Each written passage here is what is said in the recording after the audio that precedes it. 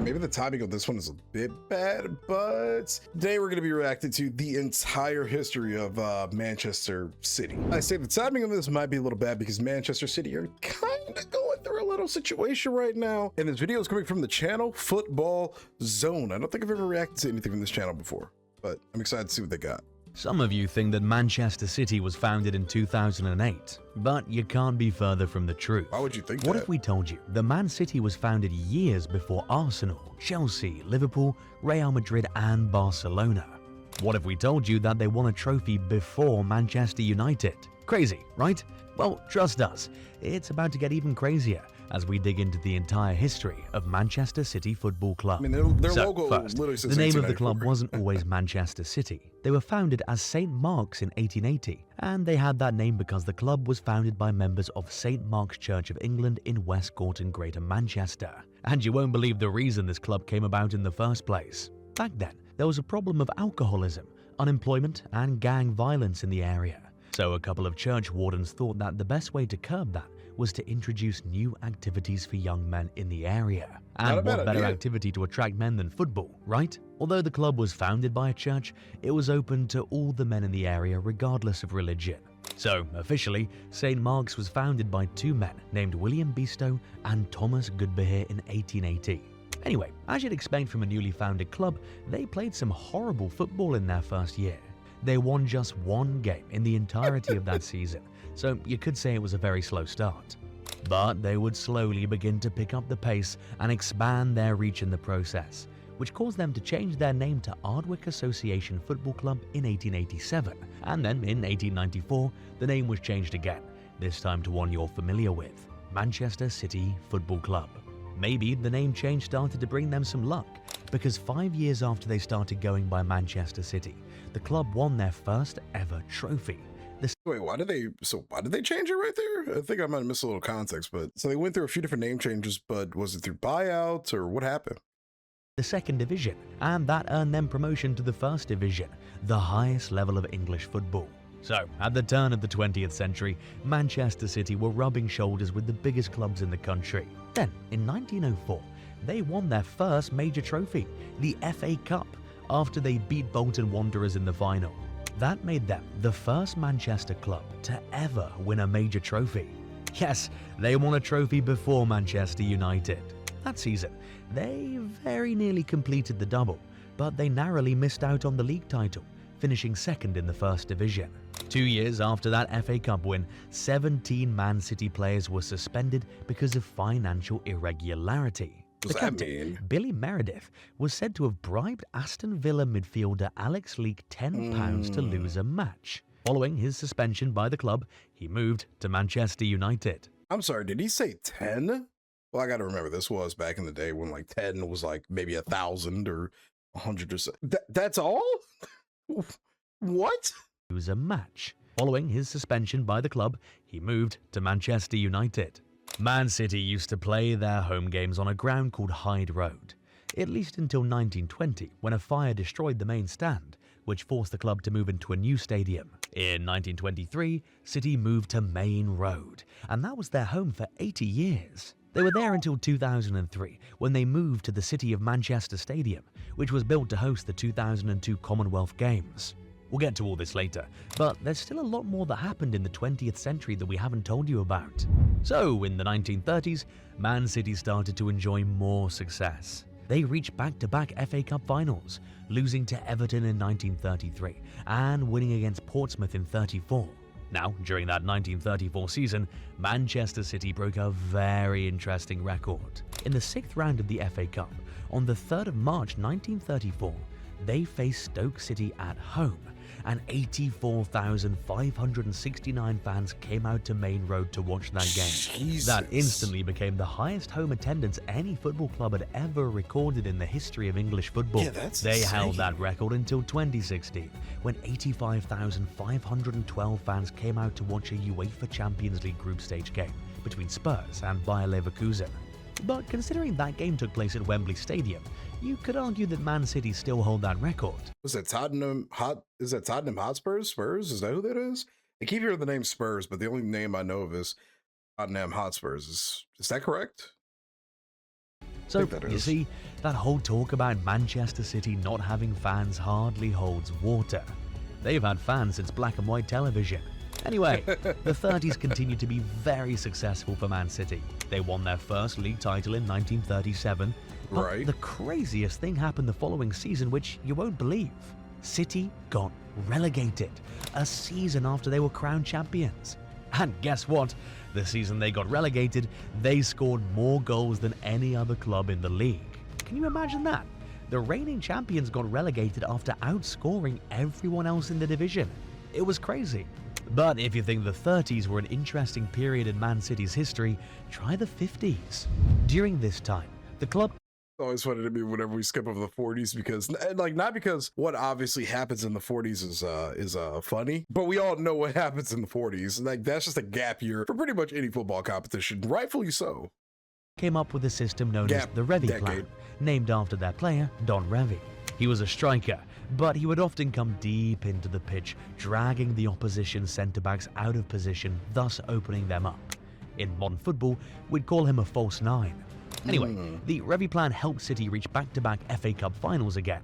They lost to Newcastle in 1955, but they beat Birmingham in 1956. And the 1956 final was so dramatic. With 17 minutes left on the clock, City's goalkeeper Bert Trautmann was knocked unconscious after he collided with an opponent, Peter Murphy. Murphy's knee hit Trautmann's neck with some force, and the goalie needed instant treatment. Jesus. Substitutions were not permitted back then, so if he was to go out, City would have to play the game with 10 men. Trautmann bravely insisted on finishing the game, and City ended up winning 3-1. But guess what? Wait, I'm sorry, I don't mean to keep pausing this. I'm becoming a pause fiend again, forgive me. I didn't know that substitutions used to not be a thing just at all. That's crazy. So if somebody got injured, there's nothing you can do? 3 days later, after some tests, it was revealed that Bert Trautmann had broken a bone in his neck during that collision. Ooh. It was so insane, and that remains one of the craziest FA Cup finals there's ever been.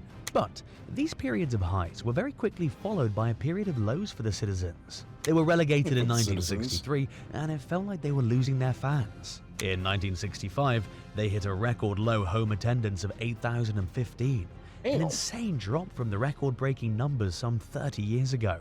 But they would rise again, winning the FA Cup in 1969, and their first European trophy, the European Cup Winners' Cup in 1970. That year, Man City also won the League Cup, becoming only the second ever English club to win a European trophy and a domestic cup in the same season. Half a century later, they would also become the second English club to complete the European treble, second to their neighbouring rivals Manchester United. That's crazy. We could not just possibly talk about the history of Man City without talking about their neighbours. Doing better than United was always one of the aims of Man City, which is why City fans will always fondly remember the last game of the 1973-74 season. They played Man United, who needed a win to avoid relegation. But City beat them 1-0 to send the Red Devils down to the second division. And the goal was scored by Dennis Law, who'd previously played for Man United. It remains one of the sweetest victories in the club's history. So yeah, it's safe to say that the 1970s were a good time for Man City. But what followed was an extended period of lows. In the 80s, the club had 7 managers, none of whom was able to win any silverware. They got to the FA Cup final in 81, but lost to Spurs, and they got relegated from the top flight in 83 and 87. They would come back up to the first division in 1989 and finish in the top 5 in 1991 and 92. And in 1992, they were one of the founders of the Premier League. The new league was supposed to mean a new life for them, but they continued to struggle. They fought and struggled until they finally got relegated in 1996. What was English league like called prior to the Premier League again? Because I know they went by like association football of sorts or something like that, but I still find it funny that the Premier League only started to exist in the 90s. I thought that was a very long-standing thing up until I watched some of these videos recently. 2 seasons in the second tier of English football, they would get relegated yet again, becoming only the second winners of a European trophy to fall to the 3rd tier of football in their country. Third Then, is crazy. in 1998, David Bernstein became chairman of the club, introducing some strict fiscal measures and revamped the team. His approach brought the club some success as they gained successive promotions in Bernstein's first 2 seasons in charge, which meant that they were back in the Premier League in 2000. But they didn't last again. In 2001, they were back in the Championship. Then Kevin Keegan was hired that summer, and he brought them back to the Premier League in 2002 and managed to keep them there. Under Keegan, City began to compete again. In the 2002-2003 season, they beat Manchester United for the first time in 13 years and went on to qualify for Europe for the first time in 25 years, seeing significant progress. Then, before the start of the 2003-04 season, the club moved out of Main Road after 80 years and moved into the City of Manchester Stadium, which is now known as the Etihad Stadium for sponsorship reasons.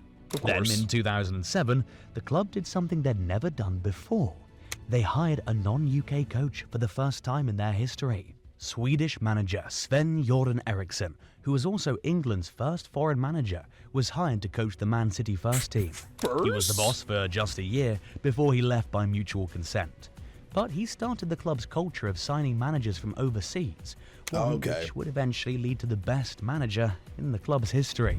We'll get to that later, but first let us tell you about how this club's life was turned around in the 2000s.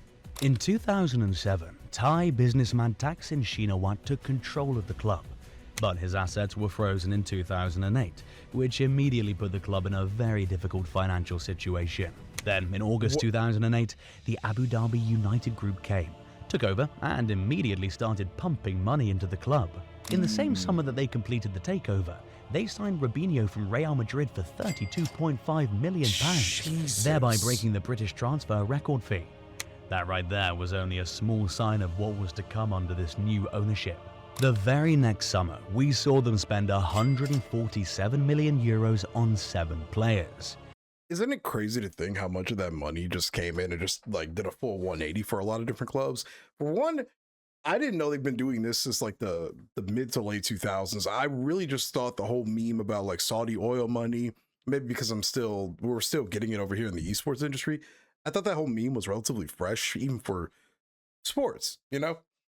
I didn't know they've been doing this as early as the 2000s. Seriously, I thought this started maybe in like the mid to late 2010s or something, but I didn't know they were pumping money like this into sports. It's crazy how that could just make a huge change in any team. You just suddenly have these millions of dollars to sign basically whatever player you want with no limitation. Also, the previous manager before this, or the previous, I guess like financial sponsor before this, he had all of his assets frozen. Why? What happened to cause that to happen? Emmanuel Adebayor, Gareth Barry, Kolo Touré, Carlos Tevez, Jolien Lescott, Roque Santa Cruz, and Adam Johnson in one window alone. This was 2009, so it wasn't common at all. But they still hadn't returned to competing for trophies, so later that year, they hired Roberto Mancini as head coach. In his first season, he led them to 5th place in the Premier League, narrowly missing out on a Champions League spot. In 2010, the spending continued as they spent over €183 million on 7 players. Yaya Toure, Edin Dzeko, Mario Balotelli, Jerome Boateng, Alexander Kolarov, and David Silva. The next year, they added Sergio Aguero, Samir Nasri, and Gael Clichy to that squad. And these guys would go on to form the core of Man City's first ever Premier League winning squad. But before that trophy came, they won the FA Cup in 2011 to break their 35-year trophy drought. They'd knocked Man United out in the semi-final on their way to that trophy. And that was the first time they'd knocked their neighbours out of a competition in 36 years. That season, they also qualified for the Champions League for the first time in 43 years. It was obvious to everyone who was watching that Man City was now back to being a top club, and it was only a matter of time before they won their first Premier League trophy. But if you thought that the 2010-11 season was good, then the 2011-12 season would have blown you away. They beat Spurs 5-1 at White Hart Lane and famously beat Man United 6-1 at Old Trafford. It was that match that produced the now famous "Why Always Me" celebration from Mario Balotelli. But that was not the only time that season that City left their neighbours in tears. That season ended most dramatically. Ahead of the final match day, City and United were locked on points. but City were sitting on top because they had a better goal difference. Therefore, all they needed to do was match United's result on the last day, and they would be Premier League champions for the first time in their history. But things weren't exactly going their way that day. By the end of normal time, Man United had won their game while Man City were trailing 2-1. United's fans and players had already started celebrating, but goals from Dzeko and Aguero in additional time turned things around in City's favour, and they won their first ever Premier League title, and their first league title in 44 years in the craziest fashion ever. Aguero's winner in the 94th minute is regarded as one of the greatest goals in Premier League history, and some have even named it the greatest moment in the history of the league. It remains the only time in Premier League history the champions were decided on goal difference. But the following season, City were not as good as we expected them. So wait, do you guys, for any of my English viewers out there, do you consider that to be one of the greatest goals of all time? Also, there was something I wanted to, oh man, I didn't want to pause it in the moment though. It was like right around here, I think. Normal time, Man United had won their game while Man City were trailing 2-1. United's fans and players had already started celebrating, but goals from Dzeko and Aguero in additional time turned things around in City's favour, and they won their first ever Premier League title, and their first league title in 44 years in the craziest fashion ever. I can't actually remember Aguero's winner in the 94th minute is regarded as one of the greatest goals in Premier League history, and some have even named it the greatest moment in the history of the league. It remains the only time in Premier League history the champions were decided on goal difference. But the following season, City were not as good as we expected them to be. They finished 11 points behind Man United, got knocked out in the group stage of the Champions League, and were hit with a shocker in the FA Cup final, where they lost to a relegated Wigan Athletic.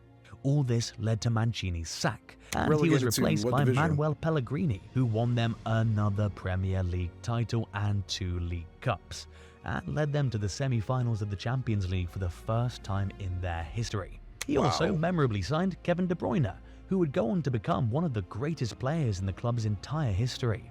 Kevin De Bruyne? In 2016, I mean, Kevin De Bruyne? I don't think he has an R at the end of his name. Kevin De Bruyne? Is that what Pellegrini was replaced by Pep Guardiola. And, well, you can guess what followed. A period of insane dominance in England. Under the guidance of Guardiola, Manchester City became the first club to finish with 100 points in a single Premier League season, the first English club to complete a domestic treble, the first club to win 4 Premier League titles in a row, the second English club to complete a European treble, among other very impressive records. But the story of Pep's era is never complete without talking about the signings he made. He spent truckloads of money season after season to bring superstars to the Etihad, including Erling Haaland, Jack Grealish, John Stones, Josko Vardiol, and Rodri, among others. But these millions brought Man City under a lot of scrutiny. Rival fans accused them of ruining the sport by attempting to buy trophies. But more consequentially, they've been investigated by UEFA and the Premier League for allegedly breaching financial fair play rules. UEFA infamously banned them from European competitions in 2020, but after the club appealed to the Court of Arbitration for Sports, the ban was overturned after discovering that some allegations were beyond the 5-year limit for UEFA investigations, while the rest were unproven. So the allegations were like what, like paying refs off or something like that, or what? I kind of wish there was a bit more context to what that actually means, because it's just kind of a blanket statement. Oh yeah, by the way, they were getting accused of financial whatever. Like, is that because they, like, were people accusing them of like paying referees off or something, I assume? Also, I mean, on one hand, I could definitely see the frustration of watching another club just buy a shitload of incredible players or whatever. But on the other hand, it's like, I don't know. That's a hard thing. I guess that's why a lot of people tell me they really like more authentic football in 2nd and 3rd division teams, 4th division teams, because you don't really end up in situations like this where you've got one club just buying up because they have a lot of just spare cash to kind of do whatever, you know. They just buy up all these superstars. Teams have to really work with a limitation and build up what they have, you know, with what they have, with what they can. That was a word spaghetti, forgive me, but it's just like when we watched in the Bodo Glimt video. That team started with, well, they basically didn't have a ton of money, but they worked with a roster, they worked with a squad that on the financial side of things was relatively pretty cheap in comparison to some of the other teams around them. And now they've won 4 titles in what, 5 years at the time of that filming of that video. So I can kind of understand the frustrations of seeing another club just spending a lot of money. I get it. So, Man City were allowed to compete in the Champions League in the 2020-21 season, and they went on to reach the final for the first time in their history. They lost that game 1-0 to Chelsea, but they would finally get their hands on the trophy in 2023 after beating Inter Milan 1-0 in the final, to end a 7-year wait for the big ears in the Pep Guardiola era. That win also completed the European treble for Man City that season, making them the second English club to achieve that after Man United did it in 1999. Interestingly, they beat Man United in the FA Cup final to complete that memorable treble, and that made it a tad bit sweeter. In 2024, they became the first club to four-peat the Premier League, and they very nearly did the double-double. That is, winning the FA Cup and the Premier League in back-to-back seasons. But Man United managed to stop them in the FA Cup final. Now, it looks like we're about to enter a new era in Manchester City's history. According to rumours, Pep Guardiola and Kevin De Bruyne, among others, are close to leaving the club. That would spell a new era. What will this new era look like for Man City?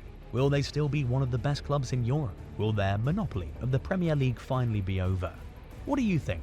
Tell us in the comments and give the video a like if you enjoyed it. When did this video come out? Okay, this video came out about a year ago. So it's just kind of funny to think about like the rumor of Pep leaving. He's still there. And when it says a year, it might be like 2024, so a year and some months, right? But yeah, it's funny.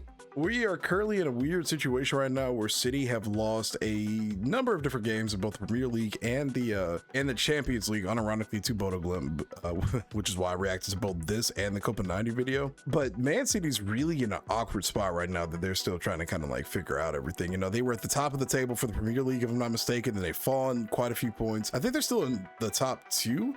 But who are they under right now? Oh, who are they under? They're right under Arsenal. Okay. I don't keep up with the Premier League as much as I do La Liga right now, but yeah, they're right under Arsenal. So, I mean, the point difference is 7. It's still recoverable. But if they let Arsenal get too far ahead, ooh, yeah, that could get out of hand really quickly. They got to be careful. Interesting video. I definitely need some more context to a lot of very specific historical moments, so we might try to find like a larger documentary on the entirety of Manchester City, because I just feel like there's some context kind of missing for some of these bigger things. As a guy who doesn't know as much about Manchester City as some of the fans that might be watching this, or even the folks covering it, you know, so that's just something I gotta do. Well, anyway, guys, thanks for watching. Let me know what you thought about the reaction in the comments down below, and I would have appreciated if you could answer some of the questions that I got, because I had a few of them for this video. Be sure to hit that like and subscribe button, and be sure to go check out the original video, which I will leave a link for in the description down below. And hey, this has been Jay with another football reaction. Hope to catch you in the next one. Have a great day. Peace.